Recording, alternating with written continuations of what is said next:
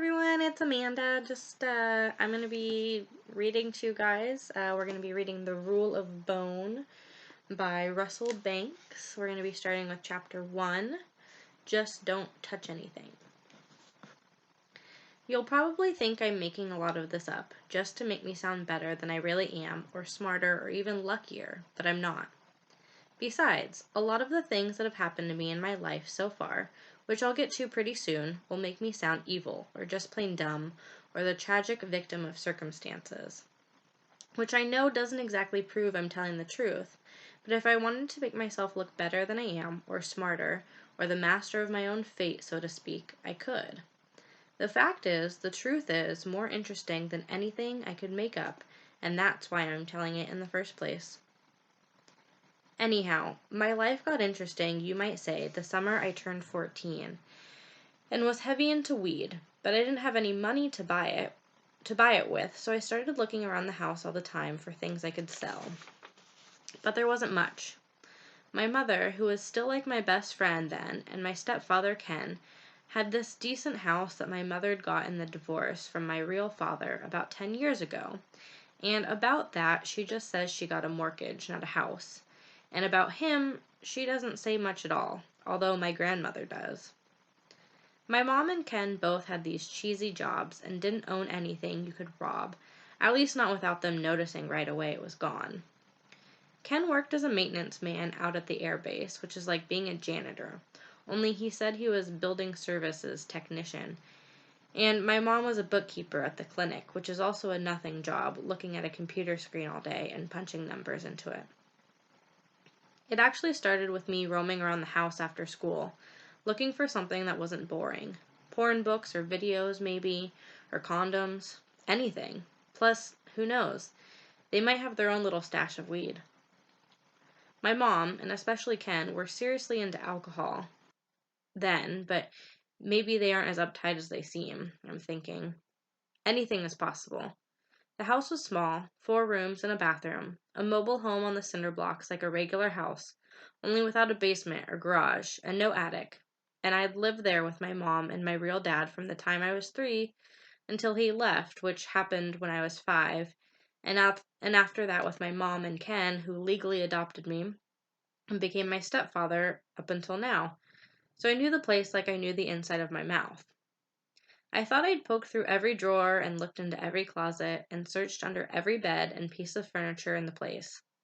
I'd even pulled out all these old Reader's Digest novels that Ken had found out at the base and brought home to read someday, but mainly just to look good in the living room, and flip them open one by one, looking for one of those secret compartments that you can cut into the pages with a razor and hide things. Nothing. Nothing new, I mean. Except for some old photograph albums of my grandmother's that my mom had that I found in a box on the top shelf of the linen closet. My mom showed them to me a few years ago, and I'd forgotten probably because they were mostly pictures of people I didn't know, like my mom's cousins and aunts and uncles. But when I saw them again this time, I remembered once looking for pictures of my father from when he was still alive and well and living here in Sable, and finding only one of him. It was of him and my mom and his car, and I'd studied it like it was a secret message because it was the only picture of him I'd ever seen. You'd have thought Grandma at least would have kept a few other snaps, but no. There was though this stack of letters tied with a ribbon in the same box as the albums that my father had written to my mom for a few months after he left us. I'd never read them before, and they turned out pretty interesting. The way it sounded, my father was defending himself against my mom's accusations that he'd left us for this female named Rosalie, who my mom said had been his girlfriend for years, but he was claiming that Rosalie had only been a normal friend of his at work and so on. He had good handwriting, neat, and all the letters slanted the same way. Rosalie didn't matter to him anymore, he said. She never had. He said he wanted to come back. I almost felt sorry for him, except I didn't believe him. Plus, I didn't need the letters my mom written to him. in order to know her side of the story, because even though I was only a little kid when this all happened, I've got memories. If he was such a great guy and all, how come he split on us and never sent any money or even tried to be in touch with his own son? My grandmother said just don't think about him anymore. He's probably living it up in some foreign country in the Caribbean or in jail for drugs. She goes, "You don't have a father, Chappie. Forget him." She was tough, my grandmother, and I used to try and be like her when it came to thinking about my real father. I don't think she knew my mom saved my dad's letters. I bet my stepfather didn't know either. Anyhow, this one afternoon I came home from school early because I'd cut the last two periods, which was just as well since I didn't have my homework anyhow, and both teachers were the kind who boot you out of the class if you come in empty-handed, like it's a punishment that'll make you do better next time. I rummaged around in the fridge and made a bologna and cheese sandwich and drank one of my stepfather's beers and went into the living room and watched MTV for a while and played with the cat Willie, who got spooked and took off when I accidentally flipped him on his head. Then I started making my rounds. I really wanted some weed. It had been a couple of days since I'd been high, and whenever I went that long, I'd get jumpy and restless and kind of irritated at the world, feeling like everything and everyone was out to get me, and I was no good and a failure at life, which was basically true. A little smoke, though, and all that irritation and nervousness, and my wicked low self-esteem immediately went away. They say weed makes you paranoid, but for me, it was the opposite. I'd about given up on finding something in the house that I could rob, a personal possession that could be hawked, like the TV or the VCR or the stereo would be instantly noticed when it was gone, and all the rest of their stuff was boring household goods, and you couldn't sell anyhow, like electric blankets and a waffle iron and a clock radio. My mom didn't have any jewels that were worth anything, except her wedding ring from my stepfather, which she made a big deal out of, but it looked like a Walmart's ring to me, and besides, she always had it on. They didn't even have any decent CDs. All their music was 70s stuff, disco fever and easy listening and such like on cassettes. The only kind of robbing I thought was possible was big time, like stealing my stepfather's van while he was asleep, for example, and I wasn't ready for that. I was taking one more look into their bedroom closet, down on my hands and knees and groping past my mother's shoes into the darkness, when I came to what I'd thought last time was just some folded blankets. But when I felt into the blankets, I realized there was something large and hard inside. I pulled out the whole thing and unwrapped what turned out to be these two black briefcases that I'd never seen before.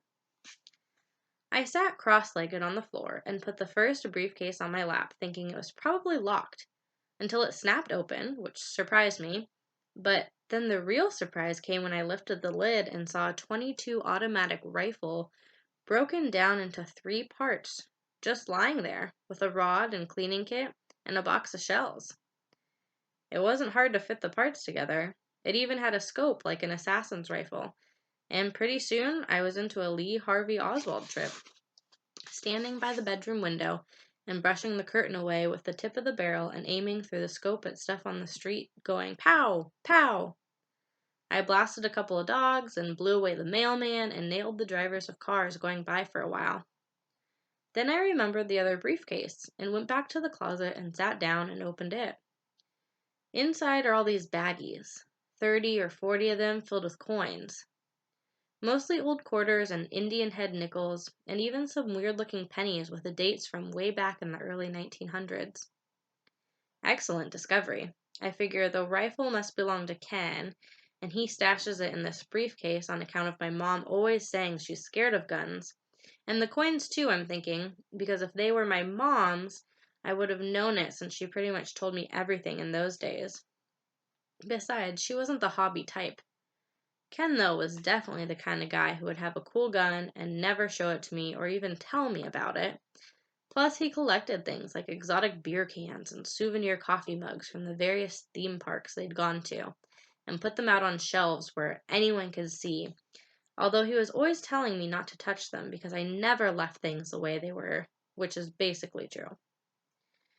I took the rifle apart and put it back in the briefcase, and then I took a couple of coins from each of about 6 baggies, so he wouldn't know any were missing, if he happened to check.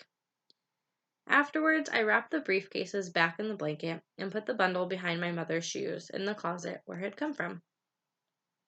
I had maybe 20 coins, small change, nothing bigger than a quarter, and I took them to the pawn shop on Water Street near the old tannery, where I knew some kids had hawked stuff they'd just stolen from their parents, jewels and watches and so on.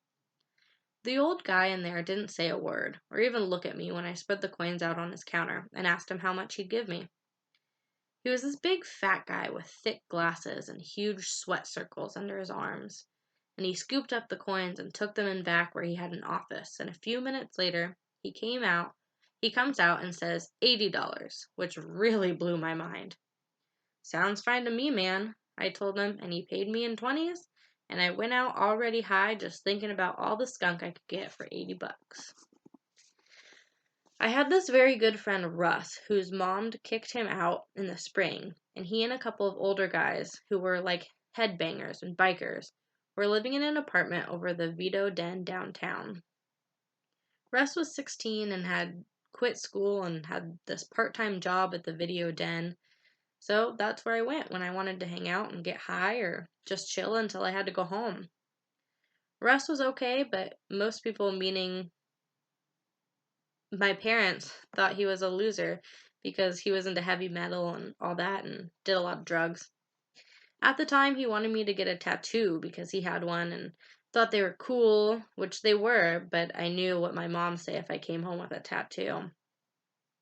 I was already driving her and Ken crazy with my lousy grades in school and having to go to summer school now and getting a mohawk haircut and nose rings and being a general pain in the royal ass around the house, as Ken liked to say, and not helping out enough, and I could tell Ken especially was really getting sick of me.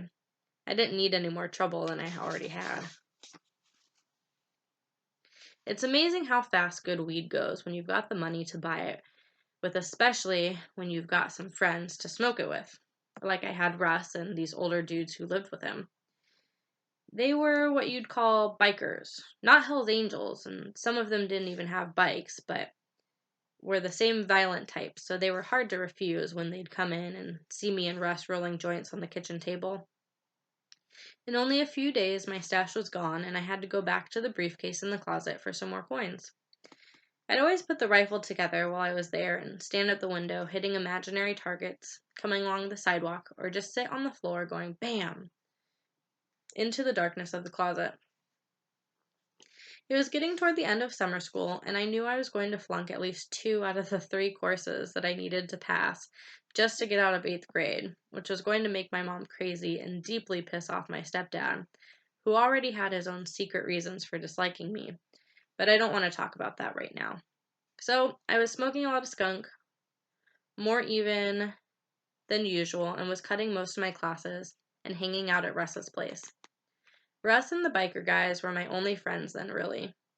My stepfather developed his new habit of referring to me as him and never talking directly to me or even looking at me except when he thought I didn't notice or when he was drunk. He'd say to my mother, ask him where he's going tonight. Tell him to take out the goddamn trash. Ask him how come he goes around with torn clothes and wearing earrings in his ears like a goddamn girl and in his nose, for Christ's sake. He'd say with me watching TV right there in front of him. As far as he was concerned, I was her son. Her son now, not his, even though he'd adopted me when I was 8 after they got married and he moved in with us. When I was a real little kid, he was an okay stepfather, with some significant exceptions, you might say. But when I got to be a teenager, he sort of pulled out of the family unit and did a lot more heavy drinking, which now my mom was into blaming me for. I didn't care if he didn't like me anymore. Fine by me, but I didn't want her making it into all my fault. Some of it was his. I went back to the coin collection in the closet. A lot that summer, always taking only a few coins at a time from 6 or 7 different baggies. And I was starting to figure out which ones were worth the most, like the dimes with the lady on it, and the Indian head nickels, and I'd just take these and mostly not bother with the others. Sometimes the guy at the pawn shop would give me $50. Sometimes I'd get over 100. One day he says to me, "Where'd you get these coins, kid?" And I go into the sad story about my grandmother dying and leaving them to me, and I could only sell a few of them at a time because it was all I had of hers, and I didn't want to let the whole collection go. I don't know if he believed me, but he never asked me about them again, and he just kept shelling out the bucks, which I kept turning into weed. I was a good customer by now, and I'd moved up from buying it off of the couple of older kids who were dealing it at school, and out at the mall to the Spanish guy named Hector in Plattsburgh, who hung around Chi Booms, which was a kind of club down on Water Street. I bought so much skunk, Hector thought I was dealing, and a couple of times when I had extra, I actually did sell a few bags to friends of Russ's roommates. But basically it was me and Russ doing most of it, and the bikers. Then one night I came home around midnight from Russ's place. I still rode around then on one of those knobbly tired dirt bikes which my mother had given me a couple of Christmases ago. It was like my trademark, that bike, the way some kids do with their skateboards. And I had this habit of taking it into the house at night and parking it in the front hall. Only this one time when I came up the steps carrying my bike, the door opens in front of me and it's my stepfather standing there with my mom, right behind him, with her face all red from crying. I can see he's deeply pissed and maybe drunk, and I naturally think he's been wailing on her, which he's been known to do, so I shove my bike right into his stomach, and the handlebars hit him in the face and knock off his glasses, and suddenly everybody is screaming, me included. My stepfather yanks the bike out of my hands and throws it back down the steps, and this makes me go crazy, and I start calling him all the worst names I can think of, like faggot and fucking asshole, while he's grabbing me by my arms and pulling me inside the house and telling me to shut the fuck up because of the neighbors. And my mother is yelling at me like I'm the one who is wailing on her and tossing kids' bikes around, not her own husband, for Christ's sake. Finally, the doors closed and we're all panting and staring at each other, and he says, "Get into the living room, Chappie, and sit down. We have some news for you, mister," he says. And that's when I remember the coins. On the coffee table is the briefcase, and it's closed, and for a second, I think it's the one with the rifle. But no. When my stepfather flips it open, I see right away it's the one with the coins, and I realize for the first time that there aren't very many of them left. It was kind of a shock. None of the plastic bags had more than a few coins inside, and some of the bags were completely empty. Although I didn't remember emptying any and leaving them in the briefcase, but I definitely looked like that's what I had done. Dumb. My mom sat down on the couch and looked at the open briefcase like it was a coffin with a body in it, and Ken said for me to sit in the chair, which I did, while he stood between me and the table and crossed his arms like some kind of cop. He had his glasses back on and was calmed down a little bit, but was still steamed, I knew, from me hitting him with our bike. I felt like a pathetic jerk sitting there looking at those few remaining coins. I remembered how I'd felt the first time I opened the briefcase and saw inside an endless supply of weed, like it was the goose that laid the golden egg. My mom started crying then, like she does when I really fuck up, and I made a move to get up and comfort her by apologizing, like I usually do, but Ken told me just to sit there and shut the fuck up even though I hadn't said anything yet.